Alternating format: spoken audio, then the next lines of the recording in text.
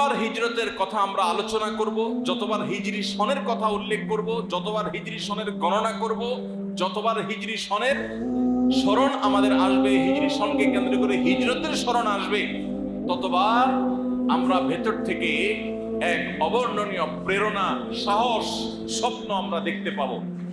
হতে পারে সেই ঘটনা অনাকাঙ্ক্ষিত, কিন্তু সেই অনাকাঙ্ক্ষিত ঘটনা আমাদেরকে শক্তি যোগাবে, সামর্থ্য যোগাবে, স্বপ্ন দেখাবে, আমাদেরকে সাহস যোগাবে, সামনে এগিয়ে যেতে সহযোগিতা করবে।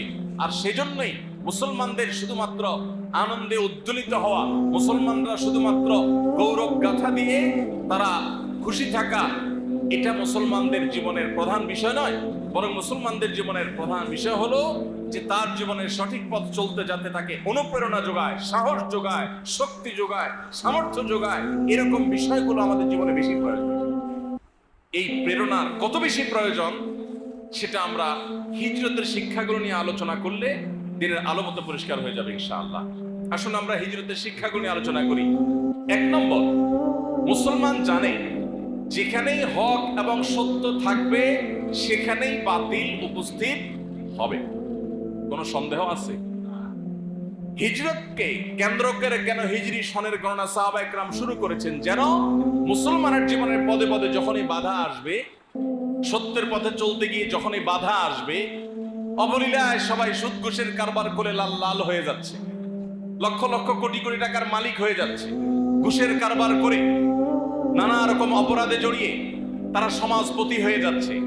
আর আপনি একই শিক্ষা শিক্ষিত হয়ে বরং তার চাইতে আরো বেশি যোগ্যতার অধিকারী হয়ে কোন রকম কুড়ের ঘরে আপনার থাকতে হচ্ছে। আপনার প্রমোশন হয় না, তার প্রমোশন তরতর করে হয়। সে পরীক্ষায় 1 গাদা নাম্বার পায়, নকল করতে পারে, আপনি পারেন না। সে অনেক অন্যায় করতে পারে, আপনি অন্যায় করতে পারেন না।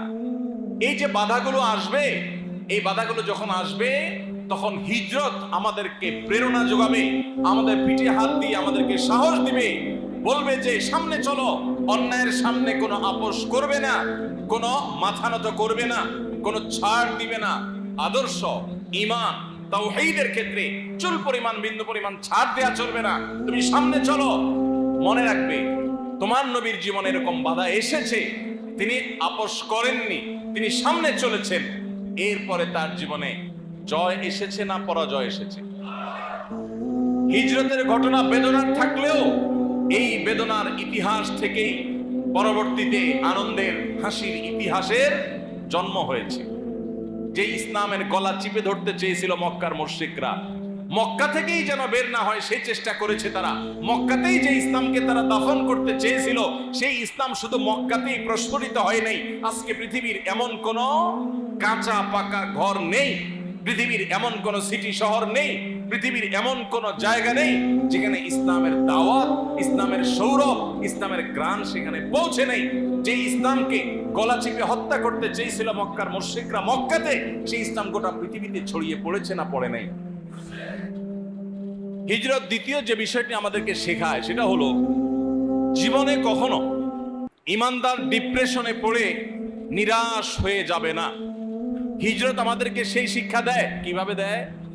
যখন মক্কা থেকে হিজরত করে সাহাবীরা মদিনায় চলে আসেন, নবী সাল্লাল্লাহু আলাইহি ওয়াসাল্লাম রাতের অন্ধকারে মদিনায় চলে আসেন, তখনও হয়তো কেউ কল্পনাও করে নাই যে মাত্র 6-7 বছরের ব্যবধানে, সামান্য কয়েক বছরের ব্যবধানে মুসলমানরা যেখানে মক্কায় থাকতেই পারছে না জান বাঁচাইয়া, সেখানে বীরের বেশে বুক ফুলিয়ে মাথা উঁচু করে আল্লাহর বড়ত্ব প্রকাশ করতে করতে তারা মক্কায় প্রবেশ করবে।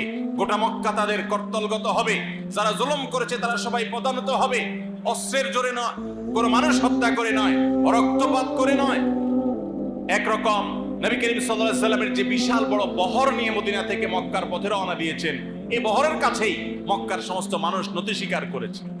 ন্যূনতম প্রতিরোধ করার মতো মানসিক শক্তি পর্যন্ত তাদের ছিল না। এইভাবে আল্লাহ তাদেরকে দুর্বল করে দিয়েছেন। তাহলে হিজরত মনে হতে পারে কঠিন সময় মুসলমানদের জন্য, কিন্তু এই কঠিন সময় মুসলমানদের জীবনে সহজ এবং ভালো সময়ের সূচনা করেছে, ভালো সময়ের জন্ম দিয়েছে। এর অল্প ব্যবধান পরে মুসলমানরা চিরকালের জন্য হাসি হেসেছেন, মক্কাকে কিয়ামত পর্যন্ত সময়ের জন্য বিজয় করেছেন এবং স্বাধীন করেছেন। নিজের সমস্ত কষ্টের গ্লানি তারা দূর করেছেন আল্লাহর অনুমতি সাপেক্ষে। আল্লাহ সে তৌফিক দিয়েছেন। অতএব জীবনে যখনই কঠিন সময় আসবে, হিজরতের এই শিক্ষাটা যেন আমাদের মনে পড়ে।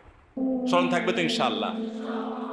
নাম্বার 3, হিজরত আমাদেরকে শেখায় মুসলমান প্রত্যেকটা কাজ করবে অত্যন্ত গোছানো এবং পরিকল্পিতভাবে।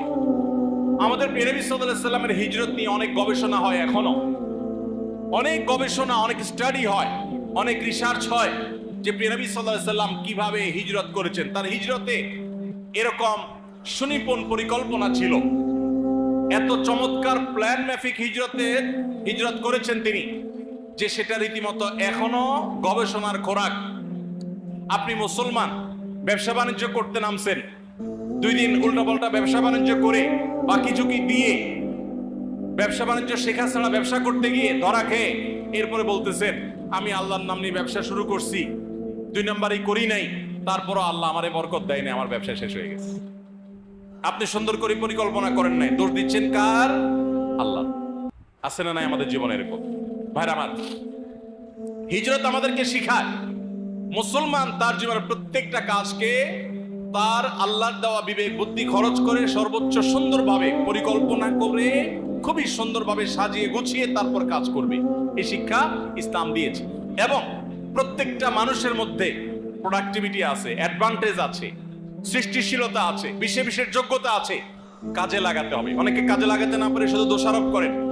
দোষারোপ নয়, প্রত্যেকের প্রয়োজন অনুযায়ী তাকে কাজে। নবী সাল্লাল্লাহু আলাইহি ওয়াসাল্লাম এখানে কতগুলো মানুষকে কাজে লাগিয়েছেন, কাকে দিয়ে কোন কাজ হবে তাকে সে কাজের জন্য সেট করেছেন।